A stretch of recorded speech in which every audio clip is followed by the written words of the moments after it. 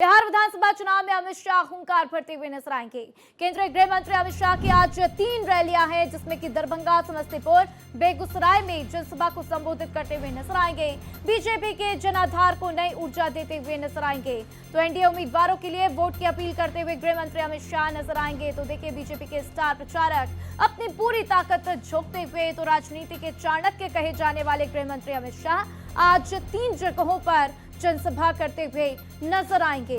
तो बिहार विधानसभा चुनाव के लिए हुंकार भरते हुए नजर आएंगे केंद्रीय गृह मंत्री अमित शाह की आज 3 रैलियां, जिसमें कि दरभंगा, समस्तीपुर, बेगूसराय में उनकी जनसभा होगी और बीजेपी के जनाधार को नई ऊर्जा देते हुए नजर आएंगे। तो देखिए, तमाम पार्टियां जो अपनी पूरी ताकत झोंकती हुई नजर आ रही हैं, तो वहीं भारतीय जनता पार्टी भी अपनी पूरी ताकत झोंकती हुई अपने स्टार प्रचारकों को मैदान में उतारती हुई। तो देखना होगा कि गृह मंत्री अमित शाह आज आरजेडी के ऊपर किस तरीके से हमला बोलते हुए नजर आते हैं, क्या कुछ मुख्य बातें उनकी तरफ से कही जाती हैं। तो लगातार हम देख रहे हैं जिस तरीके से गृह मंत्री अमित शाह अपनी पूरी ताकत झोंकते हुए नजर आ रहे हैं, तो वहीं अन्य पार्टियों में भी तमाम स्टार प्रचारक अपनी पूरी ताकत झोंकते हुए नजर आए हैं। तो देखिए, केंद्रीय गृह मंत्री अमित शाह की आज 3 रैलियां हैं जो कि बेहद खास हैं, बेहद महत्वपूर्ण हैं, जिसमें कि दरभंगा, समस्तीपुर, बेगूसराय में जनसभा होगी, जहां पर लोगों से वोट की अपील करते हुए गृह मंत्री अमित शाह नजर आएंगे।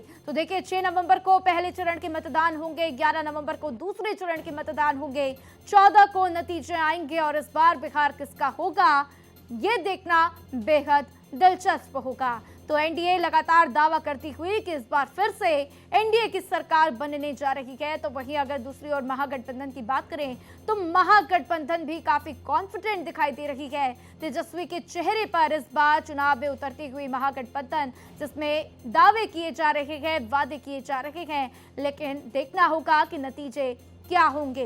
तो देखिए, शाह के हुंकार आज देखने को मिलेगी, जिसमें कि दोपहर करीब 1:30 बजे जनसभा को संबोधित करते हुए नजर आएंगे। बेगूसराय में, भगवानपुर में दोपहर करीब 3 बजे रैली करते हुए नजर आएंगे। तो दरभंगा की अलीनगर विधानसभा में रैली होगी, अलीनगर के पोहद्दी बेला हाई स्कूल मैदान में रैली होगी। तो दोपहर करीब 12:15 बजे जनता को संबोधित करेंगे केंद्रीय गृह मंत्री अमित शाह।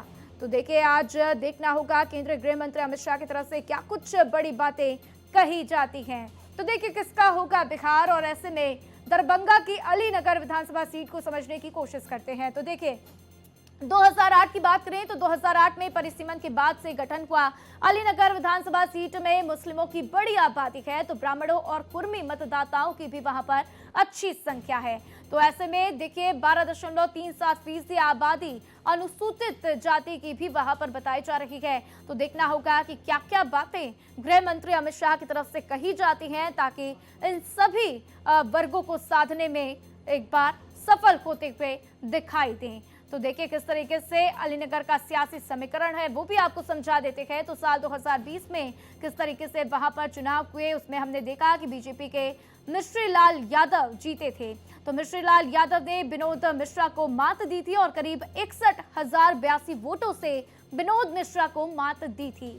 तो साल 2015 की बात कर ले तो आरजेडी के अब्दुल बारी सिद्दीकी वहां से जीते थे।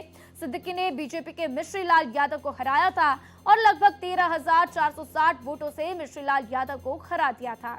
तो साल 2010 में अब्दुल बारी सिद्दीकी ने ही जीत दर्ज की थी। तो देखिए, इस बार भी भारतीय जनता पार्टी उम्मीद करते हुए कि इस बार भी बीजेपी को जीत मिलेगी और इस बार बीजेपी वहां से जीत दर्ज करेगी।